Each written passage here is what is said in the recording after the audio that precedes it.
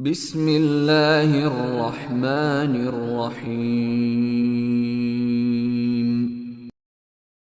فلا أقسم بما تبصرون وما لا تبصرون إنه لقول رسول كريم